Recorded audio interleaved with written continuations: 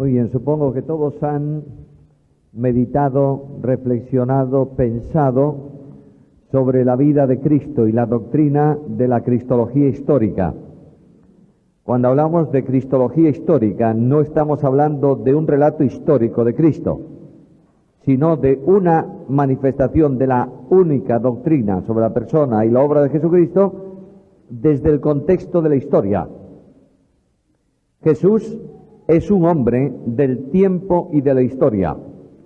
Sin duda alguna es Dios manifestado en carne, lo hemos visto a lo largo del tiempo. Pero porque es Dios manifestado en carne, tiene una historia humana que comienza con la irrupción de Dios en esa historia mediante la encarnación y progresa después del nacimiento de Cristo en un relato de acontecimientos que comprenden una parte de la historia perfectamente medible de más o menos 33 años aproximadamente. La historia de Jesús concluye desde el punto de vista de la trayectoria humana en identidad con nosotros, es decir, manifestado en carne como la nuestra, concluye en una cruz. Y concluye, si lo preferís mejor, en el cierre de un sepulcro sobre su cuerpo muerto. Ahora, no es ese el final de la historia de Jesús, sino todo lo contrario. Dios, en la resurrección de Cristo, irrumpe de nuevo a perpetuidad en la historia humana y hace de esa historia una vinculación absoluta con la misma deidad, de manera que tenemos un hombre glorificado, sentado hoy en la majestad de las alturas. Esta manifestación admirable de Jesucristo el Señor, Dios entre los hombres, habla también de un encuentro en salvación. La resurrección y la muerte son dos únicos elementos que hacen posible la salvación. Sin muerte no habría redención, ni justificación, ni expiación, ni propiciación. Sin resurrección no hay vida, porque Dios, el Espíritu Santo, nos une al resucitado para que la naturaleza suya, naturaleza de Dios, se convierta en espíritu vivificante, de manera que nosotros, unidos a Cristo, seamos hechos participantes de ¿qué cosa? De la divina naturaleza. Aquí tenemos una enorme dimensión que tenemos que considerar siempre que veamos la resurrección. Ahora, la resurrección, el relato de la resurrección comprende una parte importante de los evangelios y está relatada desde personas incrédulas, es decir, de personas que no quisieron creer nunca en la resurrección de Cristo. Ninguno de los discípulos de Jesús, ninguno de los apóstoles, ninguno de los amigos de Jesús, ninguno de sus conocidos estuvieron dispuestos a creer en la resurrección. De otra manera, no esperaban que Jesús resucitase. Simplemente no podían entender ni siquiera que muriese, por tanto, mucho menos que resucitase. Pero esa resurrección es una de las manifestaciones de la piedad de Dios en salvación. Por tanto, conforme a las Escrituras, tenía que resucitar. Cuando hablamos de resurrección podemos hacerlo de muchas formas. Una, desde la forma tradicional o habitual de afirmar la resurrección primero y luego poner las pruebas tangibles de la resurrección. Yo sé que esto lo conocéis todos. Sé que sabéis muy bien, a la luz de la Escritura, que Jesús resucitó primero, es base de nuestra fe. Si no crees en la resurrección, no hay salvación. Si no crees que el Hijo de Dios resucitó de entre los muertos, no hay perdón de pecados, porque Él fue entregado por nuestros pecados y resucitado para nuestra justificación. Luego, si no hay resurrección, no hay justificación. Yo sé que todos creemos en la resurrección, pero los argumentos sobre las evidencias de la resurrección son múltiples y están bien conocidos o notorios en la Biblia. De manera que podemos argumentar, por ejemplo, la resurrección evidenciada sobre la mentira de los propios judíos, que afirmaban que los apóstoles, los discípulos, vinieron de noche y cuando la guardia romana estaba dormido, ellos tomaron el cuerpo y lo llevaron. ¿Quién da testimonio de eso?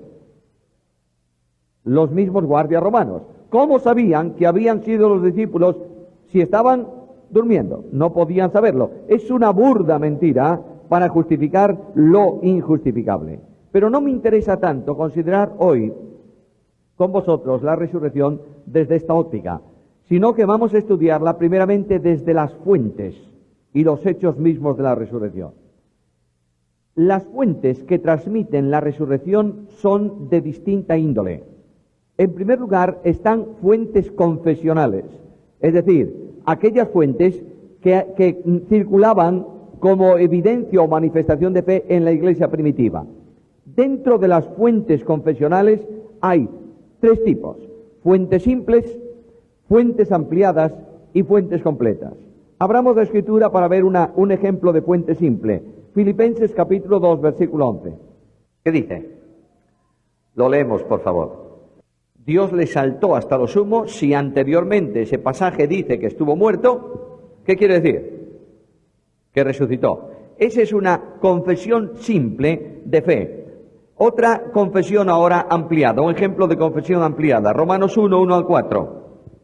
De manera que en esa cláusula es una cláusula de fe bastante amplia, en donde se habla del Evangelio de Dios, que ha sido proclamado acerca de Jesucristo el Señor, que además era linaje de David, que estuvo muerto, y finalmente esa cláusula dice que fue levantado, es decir, que resucitó de entre los muertos. Como veis, frente a una definición rápida, breve, hay otras definiciones ampliadas un poco más altas, más amplias. Y finalmente menciono una que vamos a tener delante, que es una confesión de fe completa. Primera carta a los Corintios, capítulo 15, versículos 1 al 11. Aquí tenéis una amplia declaración de fe. Una declaración de fe que tiene que ver con la síntesis del Evangelio que Pablo y los apóstoles predicaban y que comienza diciendo que Cristo murió por nuestros pecados, que Cristo fue sepultado, que Cristo resucitó al tercer día, y luego presenta evidencias de esa resurrección. Se apareció a Cefas, se apareció a los 12, se apareció a 500 hermanos y finalmente se me apareció a mí. Por tanto, aquí tenéis una declaración de fe amplia, tres fuentes, por tanto, en la base de fe. ¿Por qué estudiar la resurrección de esta manera si tenemos los evangelios? El mundo liberal niega la historicidad de los evangelios. No sé si sabéis lo que estoy diciendo. El mundo liberal dice que los evangelios no son relatos históricos de la vida de Cristo, sino que son composiciones pseudo-históricas para justificar la fe que la Iglesia tenía en Cristo. De manera que cuando Cristo, la fe de la Iglesia es que Jesús tenía poder sobre los demonios, los evangelistas, que no fueron los que se creen, inventaron relatos de expulsión de demonios. Luego, sintetizo esto: el endemoniado de Gadara nunca existió. Es una tradición oral de la iglesia primitiva que justifica o pone de manifiesto la realidad del poder de Jesús. Sabemos todos que esto no es verdad. Los evangelios son relatos históricos, fidedignos, inspirados plenariamente con absoluta autoridad para manifestar aspectos de la vida de Jesús, seleccionados por los autores humanos bajo la conducción del Espíritu Santo. Sabemos esto todo, pero dejamos un instante los evangelios y veamos que en la iglesia primitiva hay bases, hay fuentes, hay evidencias que testifican sobre la resurrección de Cristo. Las primeras fuentes son las confesiones de fe de la iglesia, es decir, lo que los apóstoles que predicaban. El contenido del evangelio que la iglesia creía desde el principio, desde origen, tiene que ver con la resurrección de Jesús. Segundo grupo de fuentes, las fuentes llamadas carismáticas, es decir, las que tienen que ver con la proclamación directa del Evangelio. Por ejemplo, fuentes carismáticas de apóstoles en el origen. Pedro, por ejemplo, Hechos capítulo 2, versículos 14 al 36. Bueno, versículo 23, por favor. Vamos a seleccionar ahí. De manera que Cristo fue, podemos seguir leyendo y hay más de la resurrección, pero Cristo fue levantado de entre los muertos porque no podía ser retenido por la muerte, y esto constituye la predicación ¿de qué? Del Evangelio. Por eso se llama fuentes carismáticas. Mirad otro ejemplo del mismo apóstol Pedro, capítulo 4, versículos 8 al 12. vosotros habéis crucificado a Jesús el Cristo. Notad que ese versículo es muy importante. No dice Pedro simplemente a Jesús de Nazaret. Para los hombres, Jesús de Nazaret era el gran profeta. Para Pedro, Jesús de Nazaret era además ¿qué? El Cristo. Por tanto, vosotros habéis crucificado al Mesías. Y a este Mesías, Dios resucitó. Notad que la resurrección y la muerte de Cristo forman el núcleo esencial de ¿qué cosa? De la predicación del Evangelio. Un paréntesis aquí. No sé si la cruz y la resurrección está presente hoy en la predicación del Evangelio. A veces se predica un Cristo sanador, bonachón, otros, si el carácter es más agrio, un Cristo que reprende. No importa lo que. Si tú no predicas en la evangelización que Cristo murió por los pecadores en una cruz y que resucitó de los muertos, no hay mensaje del Evangelio. Y el mensaje del Evangelio, mis amados hermanos y amigos, no son historias para los hombres, es doctrina bíblica para salvación. Quiero recordaros, y hay personas aquí que están trabajando con la evangelización, el mensaje puede ser dicho de muchas maneras, expresado de muchas formas. Si no es un mensaje cristocéntrico, no es evangelio. Y el apóstol Pablo dice que el evangelio consiste especialmente en proclamar la doctrina, la palabra ¿de qué? De la cruz. Y la palabra de la cruz es, dice Pablo, ¿qué cosa? Locura, ¿a quién? A los que se pierden. A los que se están perdiendo, la palabra de la cruz es locura, no se puede entender. Pero tú no tienes otro mensaje que proclamar más que ese. Y el apóstol Pablo dice que si alguien, incluso un ángel del cielo o uno de nosotros, anuncia otro evangelio, sea anatema. De otra manera, cualquier mensaje que no sea cristocéntrico, que exprese que Cristo murió y resucitó, no es evangelio. Y quiero decirte que el evangelio no es un discurso para pobrecitos que se pierden. Es la doctrina de Dios expuesta para salvación que hace eficaz el poder del Espíritu Santo.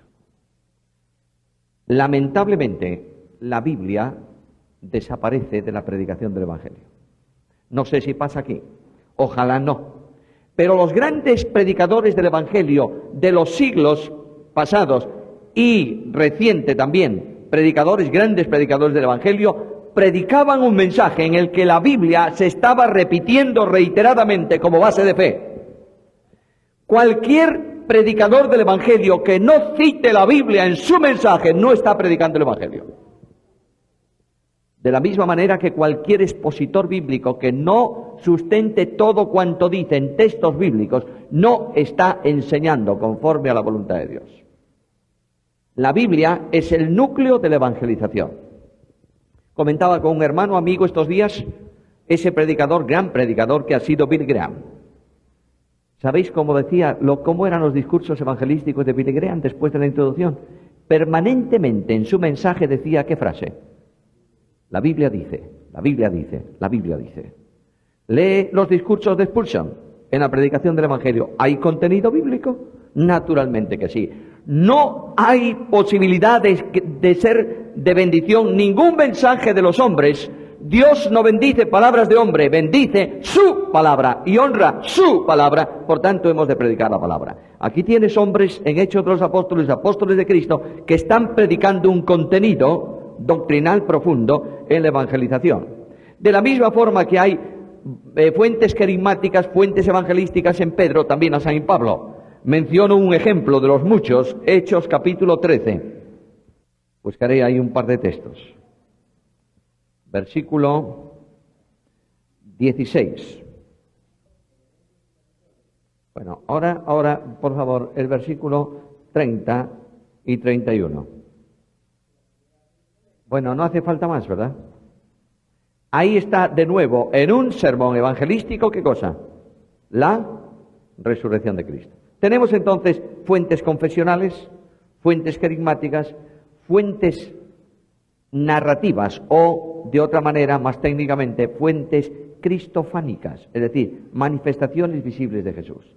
Estas fuentes se dividen también en dos, personales y apostólicas, según relaten manifestaciones a personas o manifestaciones a los apóstoles. Miremos un ejemplo de manifestación personal. Mateo capítulo 28, versículos 9 y 10.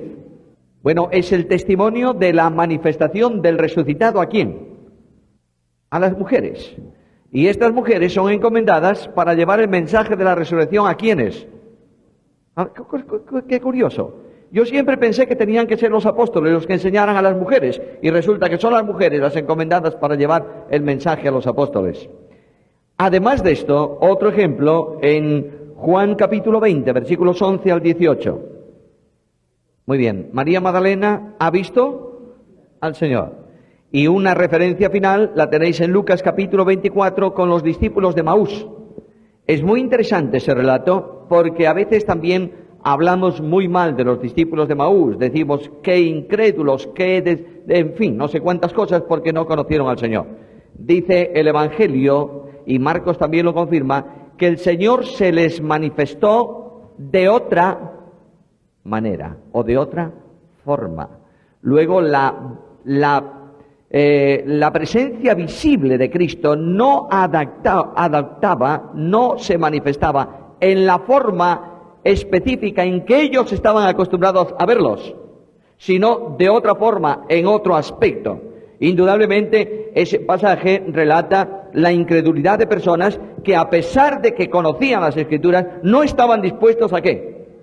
A creer en la resurrección. Es Jesús el que tiene que manifestarles, abriéndole las Escrituras, todo el contenido de la revelación bíblica en el Antiguo Testamento que enseñaba que Jesús tenía que morir y tenía que resucitar. Ahora, es muy interesante notar que aquellos hombres, aquellos dos, posiblemente un matrimonio, cuando invitan a Cristo a entrar en su casa en Emaús y entra Jesús y comienza la intimidad de la comunión entre ellos y el Señor, dice que cuando se levantó para partir el pan, ellos le reconocieron. Muy probablemente, no está en el texto, pero todo induce a pensar que lo que ocurrió allí es que el Señor Jesús extendió sus manos para tomar el pan.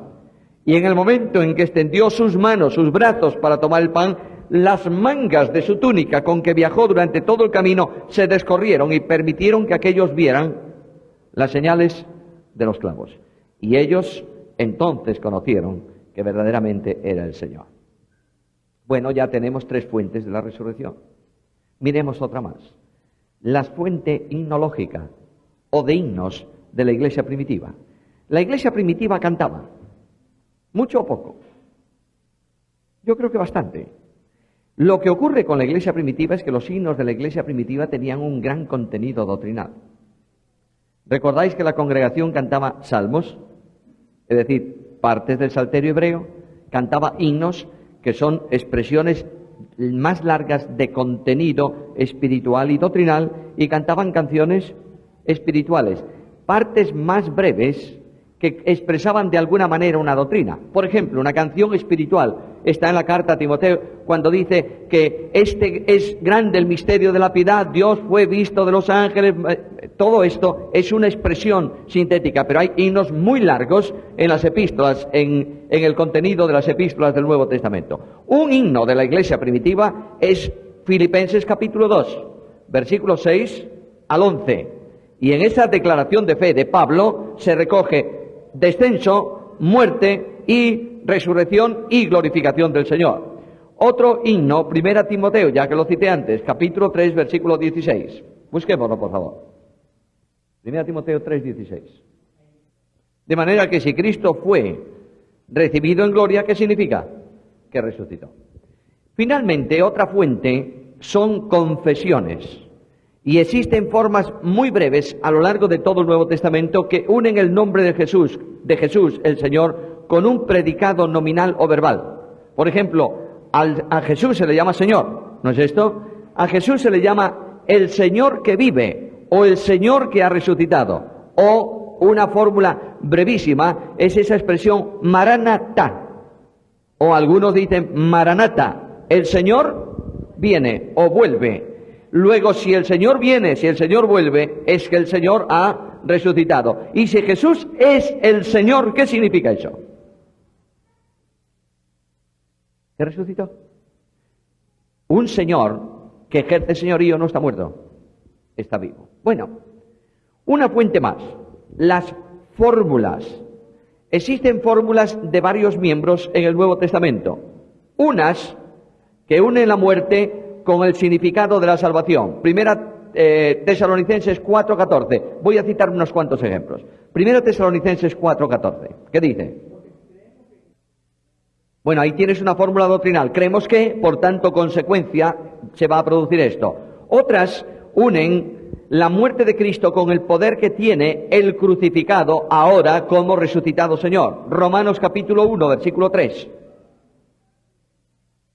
Nosotros creemos que Jesucristo el Señor era linaje de David según la carne y continúa una fórmula de fe. Ahora, la fórmula que yo quisiera detenerme, un momento, es la que aparece en primera carta a Corintios, capítulo 15, versículos 3 al 8. Esa fórmula es una fórmula que se llama de 4 miembros y es posiblemente la fórmula más antigua que tenemos acerca de la resurrección de Jesús. Abrimos primera carta a Corintios, capítulo 15, versículos 3 al 8. Vamos a ir haciendo altos. Esa fórmula que Pablo expresa dice que primeramente ¿qué? Esa enseñanza no fue suya.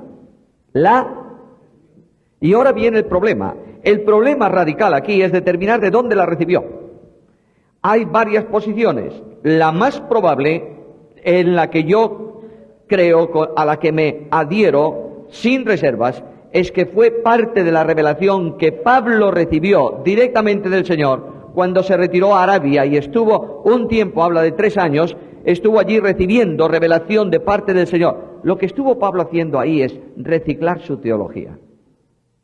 Pablo era un hombre conocedor tremendo de las Escrituras y está tratando de ajustar lo que la teología de los judíos impedía por conceptualidad, es decir, ellos tenían asumida un sistema y encajaban la Biblia en el sistema y Pablo tiene que romper el sistema para ver las cosas del Antiguo Testamento conforme a la voluntad de Dios. Probablemente Pablo lo recibió ahí, yo creo eso, pero hay otros hermanos que piensan que Pablo recibió esto como parte de la enseñanza fundamental, de la doctrina fundamental que se daba a los recién convertidos en la iglesia. Recordáis que cuando una persona se convertía en la iglesia primitiva, antes de ser bautizado, la iglesia normalmente le enseñaba conforme al mandato de Cristo, le recordaba todo lo que Cristo había enseñado. Un paréntesis aquí. Cuando una persona se convierte en una de nuestras iglesias, aparte de contentarnos mucho y anunciarlo públicamente, ¿qué hacemos con él o con ella? Le damos un himnario, generalmente, para que pueda cantar nuestros himnos. ¿Es malo? No, es muy bueno. Y además, casi le asignamos un sitio en la congregación. En este banco no, porque es el que habitualmente usa don fulano de tal. Puede usted sentarse por aquel lado. ¿Y qué más? Muy poquitas cosas más. Cuando una persona recibe a Jesús, hay que poner a otro creyente a su lado que le instruya en ¿qué? En la doctrina fundamental. Un recién convertido no le puedes hablar de la unión hipostática, ¿está claro? Naturalmente. Pero tienes que hablarle que Jesucristo es el Señor. Y demostrarle con la Escritura, darle con la Escritura una panorámica urgente de base de fe, para que él pueda saber qué cosa está creyendo y qué cosa está enseñando el Señor. Es probable que Pablo recibiese una cierta instrucción en este sentido, pero la formulación de Pablo es mucho más extensa que para reducirla a un aprendizaje de este tipo. También puede ser que Pablo haya recibido esto de otras personas. Por ejemplo, el Señor envió, cuando Pablo estaba ciego en la prisión, ¿a quién? ¿Cómo se llamaba aquel hombre? Ananías. Lo cierto del caso es que Pablo dice que lo que él está enseñando no es invención suya, sino que lo recibió. Seguimos. Primera cuestión, esa fórmula expresa 3 cosas o 3 hechos. Cristo murió. Segundo, Cristo fue sepultado. Tercero, Cristo resucitó. Todo eso está vinculado con algo. Cristo murió, ¿por qué? Por nuestros pecados. Luego, la muerte de Cristo no fue un accidente histórico, fue algo que tenía que ocurrir soteriológicamente para pagar el precio de nuestros pecados. Segundo, Cristo resucitó. ¿Cómo? Conforme a las Escrituras. Luego, el acontecimiento no es una novedad, estaba ya anunciado. Y tercero, Cristo se apareció ¿cuándo? Al tercer día. Luego, en esa manifestación, la muerte se vincula con el precio por el pecado, la resurrección con lo que Dios había determinado y la aparición con la evidencia de que aquel que había estado muerto realmente al tercer día, no fue 2 horas después de la cruz, fue ya un tiempo después, evidencia de que Jesús había muerto y había resucitado. Ahora, la resurrección y las apariciones del Señor se producen en un lugar concreto, donde el resucitado entra de nuevo en la historia y se inserta definitivamente en la historia de la humanidad. Entró por la concepción como hombre, murió, fue resucitado y entra de nuevo en una nueva historia en la cual todas las cosas viejas son hechas nuevas. Ahora, no es necesario entender claramente que la experiencia de las apariciones, es necesario entender que la experiencia de las resurrecciones, y esto prestad un momento de atención, por favor, no es constituida, sino constituyente. Es decir, las apariciones no se establecen en razón a una fe, sino que las apariciones constituyen evidencias de fe. ¿Está claro? De manera que Pablo utiliza unas cuantas pinceladas sobre el encuentro del resucitado con personas. En primer lugar, Pablo habla de que Pedro vio al Señor. Mirad ahí el versículo 5 al 8 de nuevo, por favor. Muy bien, apareció a Cefas. La estructura del texto griego es compleja. Esa expresión apareció a Cefas puede ser traducida o entendida de esta manera. Primero, Cristo fue, lo permite el griego, Cristo fue hecho visible a Cefas.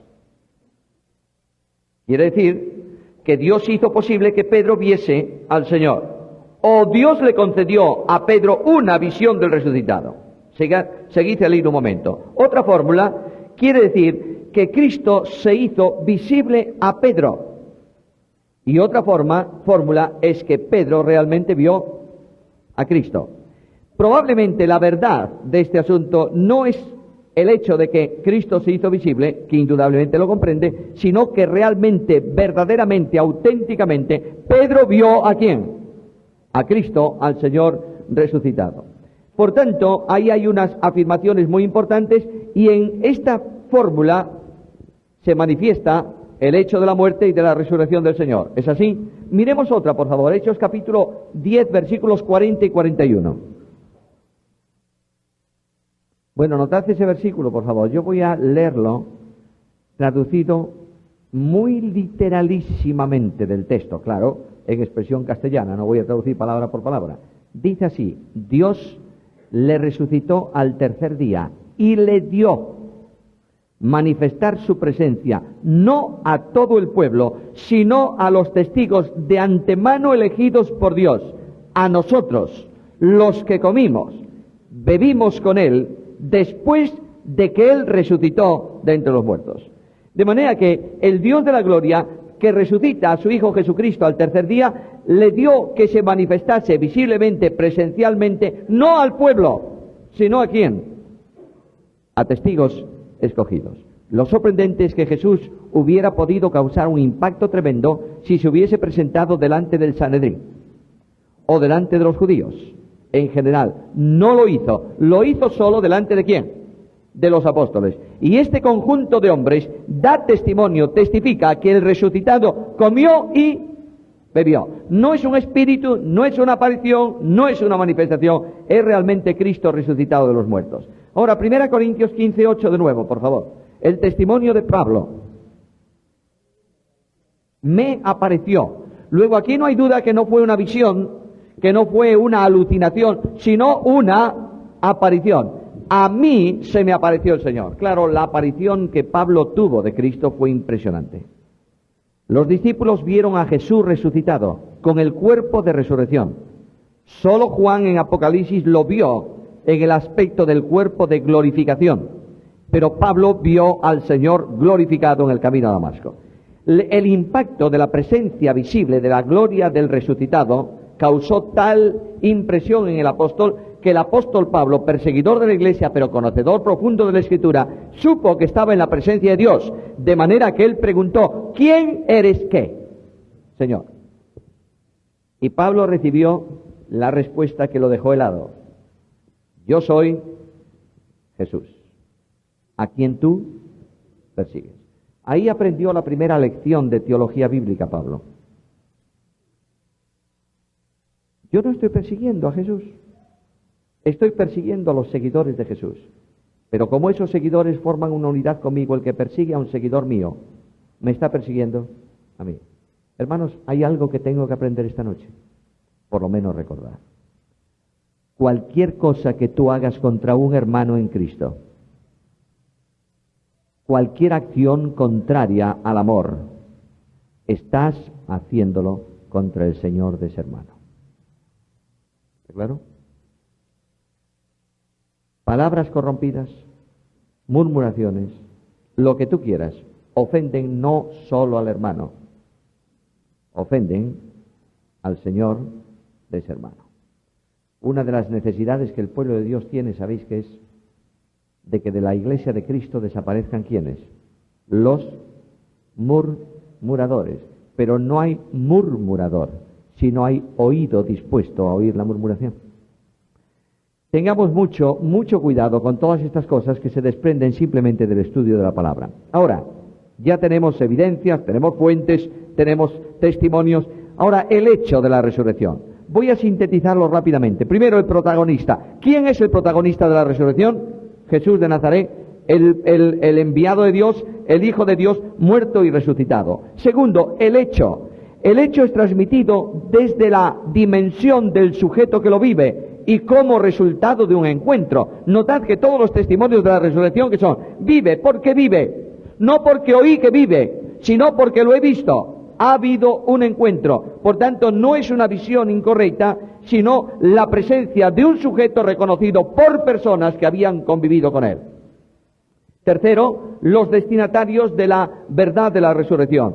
Las apariciones son a personas concretas, con nombres propios e identidad reconocida.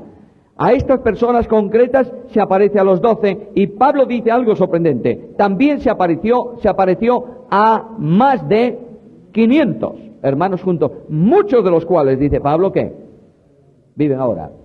La ley en el Antiguo Testamento presentaba como necesidad de evidencia el testimonio concordante de por lo menos 2 o 3 testigos. Aquí hay muchos que aún viven que concuerdan en un mismo testimonio.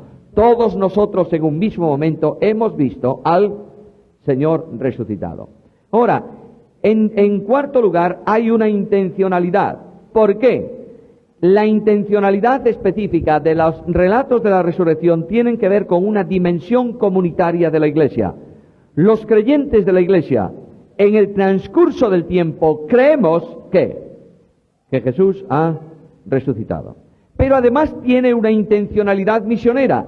El resucitado tenía que ser proclamado ¿a quiénes? Mateo 28:20. A todas las naciones. Y además la manifestación del Señor resucitado tiene una intención soteriológica, es decir, de salvación. La muerte es el presupuesto final para afirmar por la resurrección la conclusión eficaz del programa de salvación. ¿Entendemos eso? Es decir, en la muerte Dios carga sobre Jesús el pecado del mundo. En la resurrección abre el canal para comunicar vida eterna a todo aquel que en él crea. Por tanto, resurrección y muerte es una afirmación permanente de las Escrituras. Y, sorprendente, la muerte de Jesús trasciende a su persona para incluirnos a nosotros. 1 Corintios capítulo 15, versículo 3. Luego, la muerte de Cristo no es solamente la muerte de Él, es por causa de nuestros pecados, porque en la cruz del Calvario Jesús el Señor no solamente murió en favor de los perdidos, murió en lugar de los perdidos, que es muy distinto. Por tanto, esa muerte es una muerte sustitutoria, en la cual, cuando yo creo, soy incorporado a fin de que la penalidad del pecado me sea aplicado en razón de que uno ocupó mi lugar. Por tanto, cancelada esa deuda, yo no tengo ya ninguna responsabilidad penal que pagar. Tengo la responsabilidad de no pecar, porque el pecado más pequeño ha exigido el derramamiento de la sangre del Hijo de Dios y la entrega de su vida. Ahora, cuando se dice en la Escritura, y la Iglesia cree, que Jesús murió y resucitó según las Escrituras, estamos situando a Jesús mucho más allá de lo individual. Estamos poniendo a Jesús al servicio de lo que Dios ha previsto conforme a su propósito eterno en la redención de los pecadores. Dios en el plan eterno de redención determinó que su Hijo muriese, sí, y determinó que su Hijo resucitase, naturalmente, y determinó que su Hijo fuese entronizado, por supuesto que sí. Por tanto, sin la resurrección no hay comprensión posible ni ejecución vital del plan de redención. ¿Entendemos?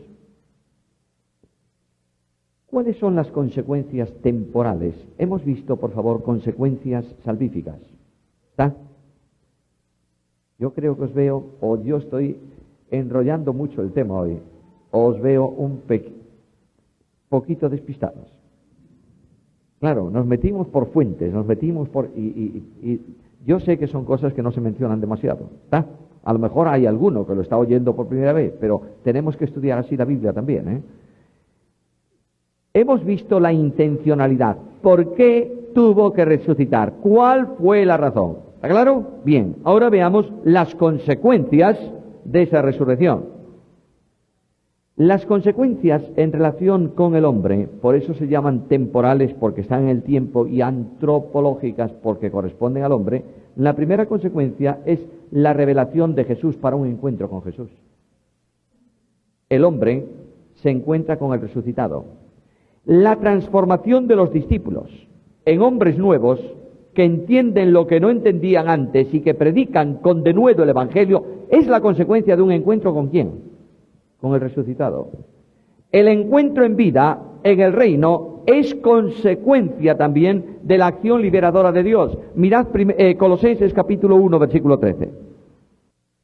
Luego, el traslado liberador y salvador al reino se produce por un encuentro espiritual ¿con quién? Con el Hijo. ¿En quién estamos? No hay vida eterna sin posicionamiento en el Hijo. No hay posicionamiento sin resurrección. ¿Está claro? Muy bien. Ahora, la Iglesia, por la resurrección, surge en el resucitado.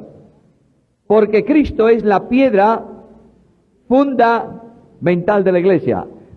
Notáis que hay que expresar principios bíblicos en una forma muy concreta. ¿Por qué motivo decimos que la Iglesia surge en el resucitado? ¿Por salvación en el resucitado? Claro. ¿Por comunión de vida en el resucitado? ¿Verdad? ¿Por identificación en el resucitado? Seguro. Y por sustentación en el resucitado. La Iglesia se sustenta en el resucitado Señor sobre la piedra viva. Mirad, hay dos referencias que hablan de Cristo como sustentador de la Iglesia, una en su ministerio. Cuando dice, yo soy el buen pastor, conozco mis ovejas, las mías me siguen, les doy vida eterna, no perecerán jamás ni nadie las arrebatará. ¿De dónde? Luego ahí tienes la sustentación. Las ovejas de Cristo, que son cada uno de los creyentes y la Iglesia en conjunto, ¿están en dónde? En su mano, mano de omnipotencia. Y la protección a ese pueblo para que nunca caiga de la gracia obedece a la acción también del Padre, que dice, mi Padre que me las dio es mayor que todos y nadie las arrebatará. ¿De dónde? Luego lo que hay ahí es una figura hermosísima. Cristo pone la base de sustentación, el Padre pone la base de protección cerrando su mano sobre la mano del Hijo. ¿Dónde estamos nosotros? Entre la mano del Hijo y la mano del Padre. Por eso tenemos seguridad de salvación, perdón de pecados y vida eterna. Y cuando el Padre, que es lleno de amor y misericordia, conoce que yo necesito una experiencia especial de prueba en mi vida para fortalecer mi fe, separa un poco los dedos de su mano, estoy hablando en parábolas, y permite que entre la aflicción del exterior a mi experiencia de vida, pero nunca dejo de estar en la mano de Jesús. Por eso el Salmo dice, con Él estaré yo en la angustia. Ahí tenemos la enorme bendición de eso. Y además de eso, el resucitado permite, exige la comunicación del mensaje de salvación ¿a cuántos? A todas las naciones. Bueno, ¿cuántas cosas sobre la resurrección? Muy bien. Veamos ahora, por favor, formas de ver la resurrección. En primer lugar, hay una forma materialista, liberal, que se llama la forma biologicista. Bios, vida, biólogo, el que trata de vida, logos, predicación sobre esa forma de vida. Biologicista significa aspecto simplemente de un resucitado como otro cualquiera. Para estos, la resurrección de Cristo es idéntica a la resurrección de Lázaro, por ejemplo. Simplemente una suspensión de la muerte temporal para un retomar a la vida biológica, y luego después se produciría en el tiempo la muerte. Hay cientos de malos libros que dicen que en la cruz Jesús no murió. Simplemente quedó en un estado casi, ¿cómo lo diría yo? En una situación de coma, del que vuelve en la tumba y entonces resucita físicamente, y algunos incluso lo sitúan camino de la India, donde algunos dicen que incluso se casó y tuvo descendencia. Bueno, Dios les perdone. Pero lo que es cierto que es la forma más natural, pero menos espiritual, de ver la resurrección. Otra es la forma que se llama idealizadora o desmitificadora o desmitificante, que es una de las formas del liberalismo. Es decir, el Cristo de la Biblia no resucitó, pero como necesitamos como fe salvadora que resucitase, que Jesús resucitase, al fin y al cabo Jesús fue un hombre normal y corriente, dicen los liberales, en el cual Dios estuvo presente durante su ministerio. Pero en la cruz del Calvario, Dios abandonó a ese hombre y ese hombre murió, nunca más resucitó. Pero como quiera que el Dios que lo habitó vive, la Iglesia inventó una resurrección. Esto hay que desmitificar, desmitologizar la Biblia. Y este es uno de los grandes mitos de la Biblia para estos que, diciéndose cristianos, son contrarios a la verdad del cristianismo. Otra forma de ver, la única posible forma de ver, es la forma teológica.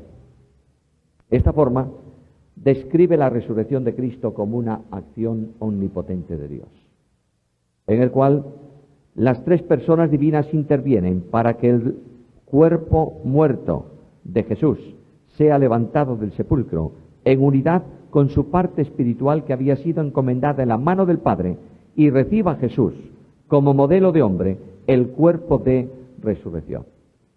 En primera carta a los Corintios, capítulo 15, voy a añadir algo a esas notas. En la carta primera a los Corintios, en el capítulo 15, se habla del cuerpo de resurrección, ¿verdad? ¿Sí? Y dice que el cuerpo de resurrección es un cuerpo espiritual. Y es un cuerpo con unas características sorprendentemente distintas al cuerpo nuestro. A veces nosotros tenemos la idea de que cuando nuestro cuerpo sea depositado en la tumba, va a resucitar este mismo cuerpo, un poco distinto, pero el mismo cuerpo. Yo tenía un hermano muy cariñoso, muy querido en nuestra iglesia, que un día hablamos de la posibilidad de donar órganos para beneficiar a otras personas que tienen necesidad, ¿verdad? Y este hombre se enfadó violentamente. Y cuando salía, me dijo: lo que queréis decir vosotros es que yo puedo, por ejemplo, si tengo dos, dar un riñón. Yo le dije, pues, naturalmente que sí. ¿Y sabéis qué me dijo? Bueno, entonces, si viene el Señor, ¿qué? Lo que él pensaba es que el hermano o la persona que había recibido su riñón se quedaba sin riñón si venía el Señor, porque le sería arrancado el riñón de él para el cuerpo de resurrección. El apóstol Pablo dice que lo que se siembra es una semilla de trigo. ¿Sale esa semilla? No, sale un trigo procedente de la semilla. La identidad de ese trigo que sale es el resultado de la comunicación de vida propia de esa semilla transformada en otra cosa, ¿no es esto? De la misma manera, nuestro cuerpo que es enterrado no va a salir así, sino que va a sernos dado un cuerpo nuevo de resurrección en identificación personal con la persona que ha muerto y ha sido sepultada. ¿Lo tenemos claro? Si no, el proceso sería tremendo. Tú imagínate un cristiano que es entregado en un circo romano a las fieras. Parte de ese cristiano se lo ha comido un león. Parte de ese cristiano ha sido incorporado a la propia naturaleza del león porque se recibió alimento. Los huesos que el león no pudo comer, alguien los tiró por ahí a algún lado y después el león depositó en tierra lo que no fue capaz de recuperar del cristiano. Y ahora cuando resucite, ¿qué? Bueno, entregado el cuerpo a la tierra, Dios nos va a dar un cuerpo de resurrección. Y ese cuerpo de resurrección es semejante al cuerpo resucitado de Jesús. Mucho más cerca de la energía que de la materia. No es el embalaje del alma, sino del espíritu, de la parte espiritual. Por eso se le llama cuerpo espiritual. Mirad, ya que tenemos la Biblia abierta, en 3 minutos permitidme mencionar esto, porque creo que tiene que ver con la enseñanza de la resurrección. Primera carta a Corintios, capítulo 15, versículo 42. Así también es la resurrección de los muertos. Se siembra en corrupción, resucitará en incorrupción. No quiere decir que será un cuerpo que no se deteriora, es que la corrupción no puede afectar ese cuerpo. Incorrupción significa que la esfera de corrupción propia del cuerpo de hoy no afecta para nada al cuerpo de resurrección. Otra cosa, se siembra en deshonra. ¿Qué es eso de deshonra? Debilidad, agotamiento. Normalmente en la trayectoria de un hombre, cuando va a morir, si ha cumplido realmente la edad normal, no está muy fuerte, ¿verdad? Yo me doy cuenta hoy, y ya tengo unos cuantos años, me doy cuenta que cuando yo era un muchacho joven, en mi ciudad, que es una ciudad toda en cuestas, porque está edificada sobre 5 montes, una de las competencias que hacíamos los jóvenes era salir de la iglesia y ver quién llegaba antes a un cruce en la parte más alta de la ciudad. Bueno, corríamos de alguna manera, nos latía el corazón, pero 2 minutos después estábamos absolutamente normalizados. Cuando yo tengo que cruzar una calle de nuestra ciudad corriendo y llego al otro lado, me doy cuenta que ya no soy un joven tan joven. Ahora, ¿qué más dice? Se siembra en debilidad, enfermedades, resucitará ¿cómo? En poder. Y finalmente se siembra cuerpo y resucita. Es decir, nuestro cuerpo hoy está adaptado a la necesidad de algo interior que maneja nuestra vida, que es el alma, el ánima. Dios nos sopló en las narices del primer hombre aliento de vidas plural y nos comunicó vida biológica que se sustancia en lo que se llama alma y vida espiritual, la parte más alta del espíritu. Cuando Cristo resucitó, Cristo podía entrar en una habitación que tenía las puertas ¿cómo? Cerradas. Cristo desaparecía inmediatamente. Cristo se manifestaba de otra forma, pero Jesús dijo algo muy serio. Mirad que yo no soy un espíritu, sino que tengo carne y huesos, identificando esto con la realidad del cuerpo en la resurrección. Muy bien, dejamos el resto para la segunda parte y con tal motivo podemos descansar un poco la cabeza de los conceptos nuevos que a lo mejor alguien ha escuchado hoy por primera vez.